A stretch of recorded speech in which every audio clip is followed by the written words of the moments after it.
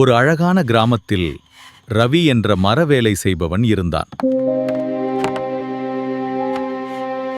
ஒரு நாள் பெரிய ரவுண்ட் லாக் வாங்கினான்.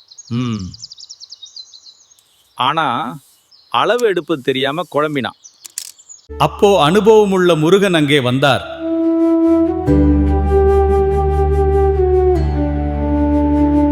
முதல்ல லாக் அண்ட் டயாமீட்டர், அதாவது வட்ட அகலம் மெஷர் பண்ணு. நீளம் 7 அடி, சுற்றளவு 48. 2ஆல் பெருக்கினால் 2304 வரும். 2304 7ஆல் பெருக்கினால் வரும் விடை 16128. 16128 2304 வகுத்தால் வரும் விடை 7. இதுதான் குழி. 7 குழி.